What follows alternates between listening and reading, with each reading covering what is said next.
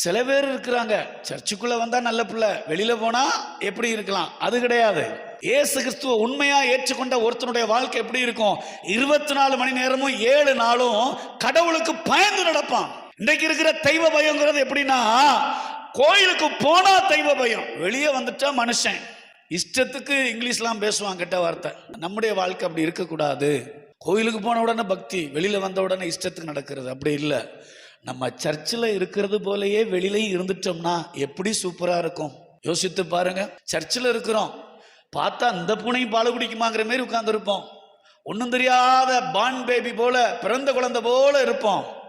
இதே போல வீட்டில் இருந்துட்டா, சகோதரிகள் உங்க வீட்டில் இருந்துட்டா உங்க கணவர்மார் எவ்வளவு சந்தோஷப்படுவாங்க. கணவர் இப்படி வீட்டில் இருந்துட்டா மனைவிமார் பிள்ளைகளுக்கெல்லாம் எவ்வளவு பெரிய சந்தோஷம்.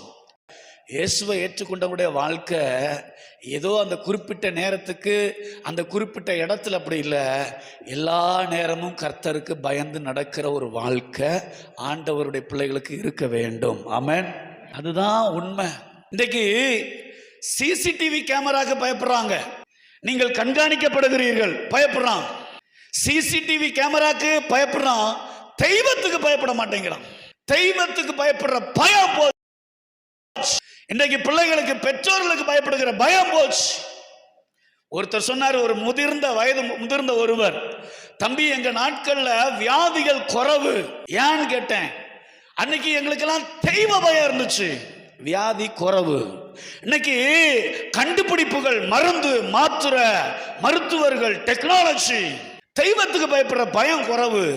இன்னைக்கு வியாதிகள் புதுசா நிறைய வியாதிகள். யோசித்து பாருங்கள். முதல் கொரோனா அலை வரும்போது எல்லாருமே பயந்தாங்க. ஒருவேளை நிறைய தம்பிமார் பிள்ளைங்கெல்லாம் யோசிச்சிருக்கலாம், ஐயோ அவ்வளவுதான் செத்து போயிருவோம் போல, எங்களுக்கு கல்யாணம் நடக்காது போலயே, எப்ப ஸ்கூல் திறக்கும் தெரியாது, எப்ப கல்லூரி திறக்கும் தெரியாது, அடுத்து என்னன்னு தெரியாது, டெய்லி வேலைக்கு போனாதான் சாப்பாடு, எப்படி சாப்பாடு கிடைக்கும் ஒண்ணுமே தெரியாது. நம்முடைய தமிழ்நாடு காவல்துறை கம்பை வச்சு அடிச்சு விரட்டிக்கிட்டு இருந்தாங்க. யார? கொரோனாவையும் விரட்டினாங்க, நம்மளையும் போட்டு விரட்டிக்கிட்டு இருந்தாங்க.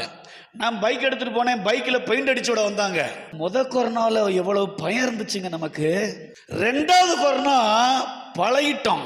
குறிப்பா மருத்துவத்துறை நல்லா பழகிருச்சு.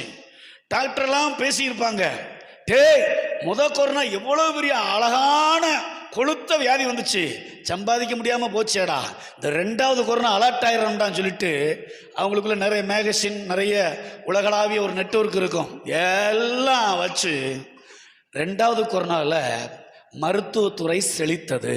நாமும் தெய்வத்துக்கு அந்த முதல் கொரோனா நேரத்தில் பயந்துருந்தோமே, சாமி சாமி சாமின்னு. இப்போ இந்த சாமிக்கு பயப்படுற பயம் கொஞ்சம் குறைஞ்சு போச்சு. ரெண்டாவது கொரோனா, அப்புறம் மூணாவது கொரோனா குறைஞ்சு போச்சு, இப்பவும் கொரோனா வந்துருச்சு.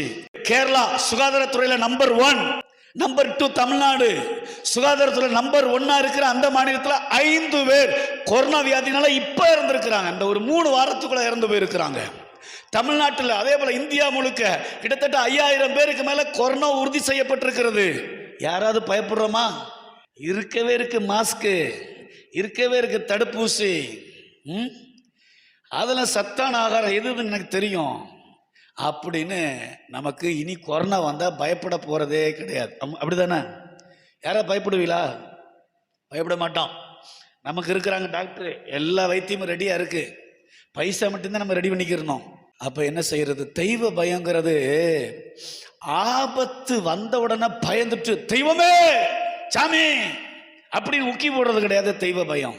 அதனால தான் சொல்றேன், தெய்வத்துக்கு பயப்படுற பயம் குறைஞ்சு போகுது. ஆனா ஒரு தனிப்பட்ட மனுஷன் சாமியை தெய்வங்கிறத விட என்னுடைய பார்வை என்ன சொல்ல வரேன்னா, சாமி நமக்கு அப்பா, அப்பா மகன், அப்பா மக அப்படிங்கிற ஒரு உறவு இருந்தா நம்ம நல்ல பிள்ளையா மாற வாய்ப்பு உண்டு.